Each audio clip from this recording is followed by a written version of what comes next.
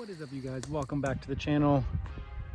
Today we are going to be doing my top 5 off the cuff. I was going to do 3, let's do 5 exterior mods on my 3rd generation Toyota Tacoma. And they're not the mods you might think they are. There's a lot of stuff going on with the truck. Looks super awesome, super kitted out, but my favorites are actually not necessarily the ones that you would think that I would be choosing. And there's a few reasons behind that, and we'll get into it in the video.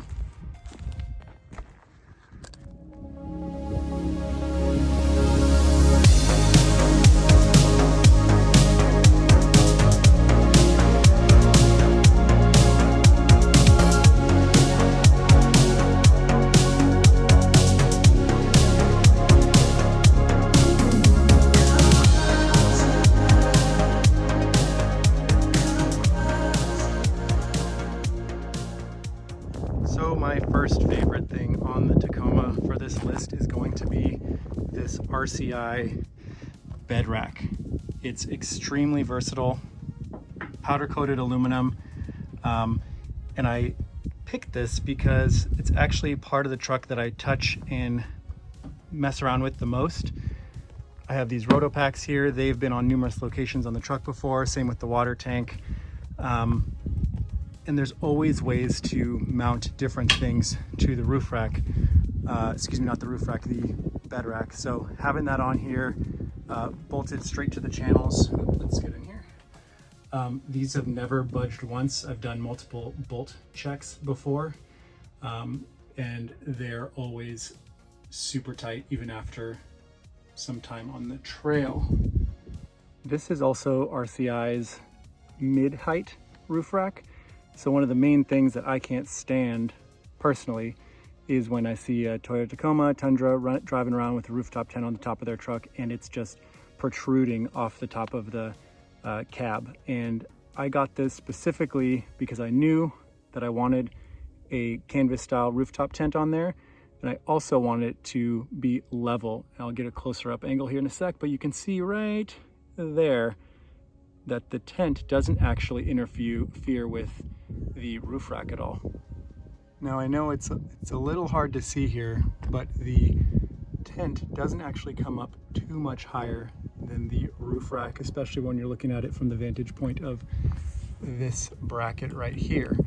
So this bed rack is able to keep all of that fairly level with the full cab of the truck.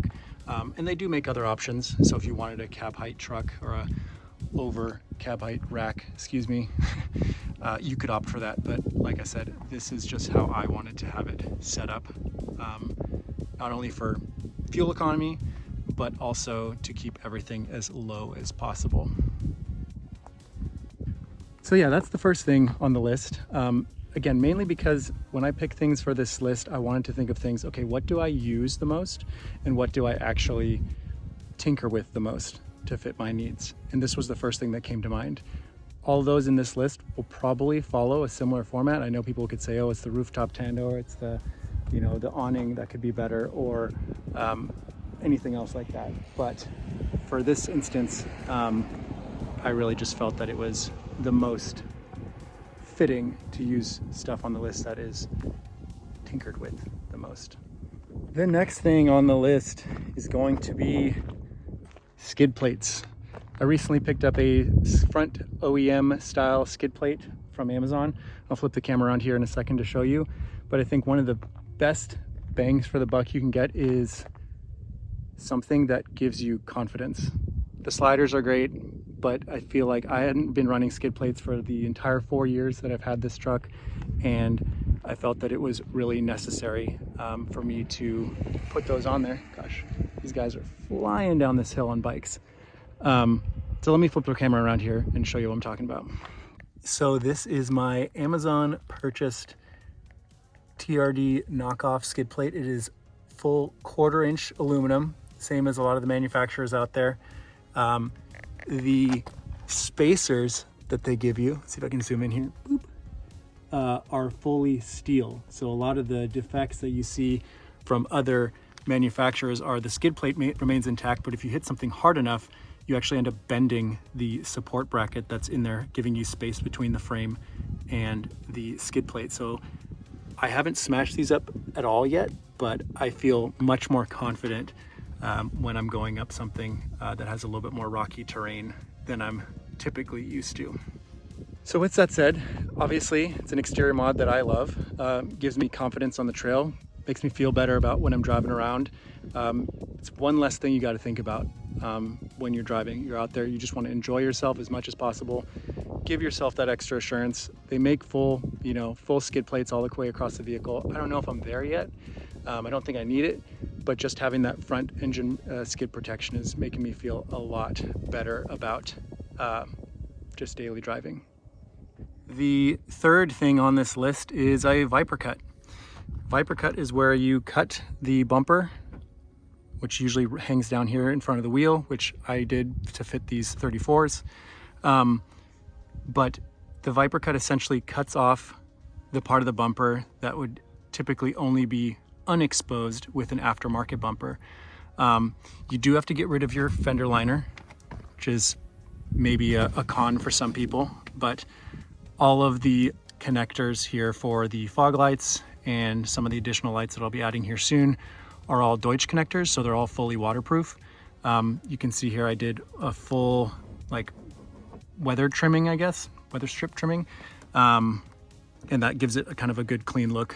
From close, could it be better? Yes, but from far away, when you step back and look at the front of the truck, it gives it that really cool aggressive Viper cut look.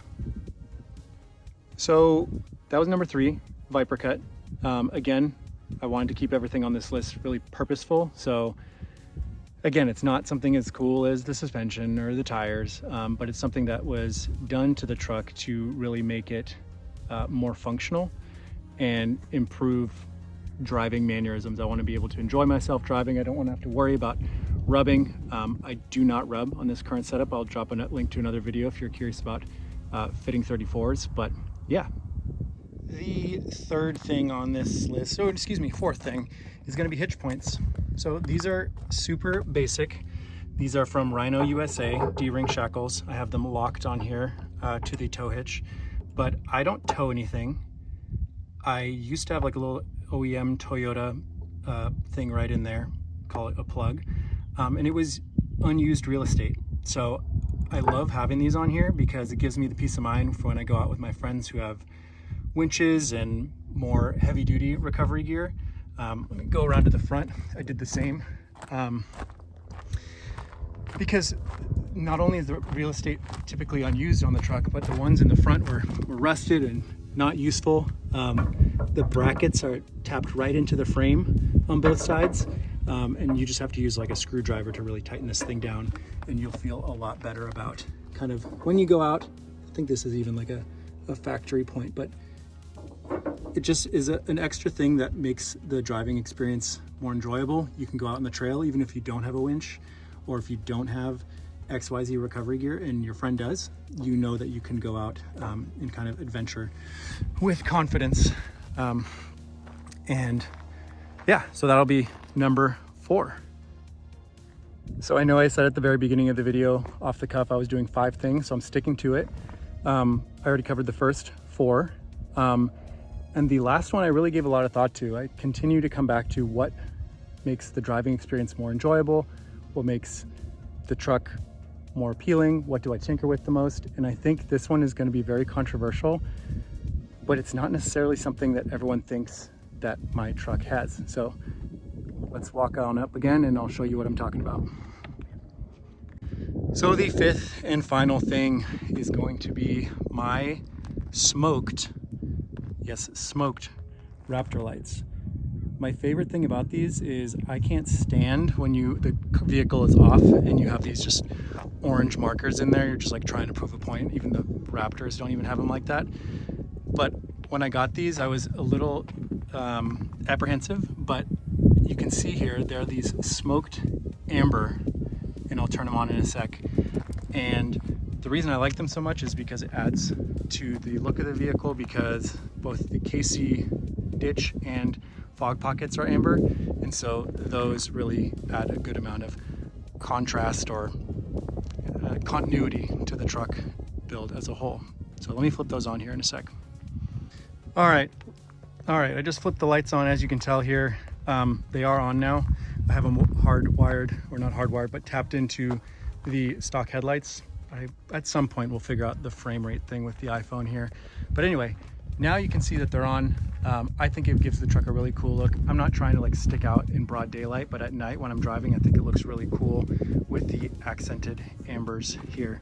One downside though, is you can see there is some condensation building up inside of these. So at some point I'll either remove them altogether or have to replace them. But overall, I think that has to be my 5th favorite thing on the exterior of my Toyota Tacoma. If you have questions about anything else on this truck, anything on the build, questions about anything on the exterior, I'm planning to do an interior top 5 here in the coming weeks, but let me know. I know I didn't cover, tires, suspension, the sliders, rooftop tent. There's a whole mess of things that I could have chosen, but I wanted to be as selective as possible. And it just so happens that a lot of the things that I did choose are kind of the mods that are more on the affordable side. So if you're curious about any of those, I'll link them in the description box below. All right, you guys, that about does it for the top 5 exterior modifications on my 2019 Toyota Tacoma. If this is your first time here on the channel, consider subscribing, drop a comment down below, like I said, consider giving this video a like, and until next time, enjoy the ride.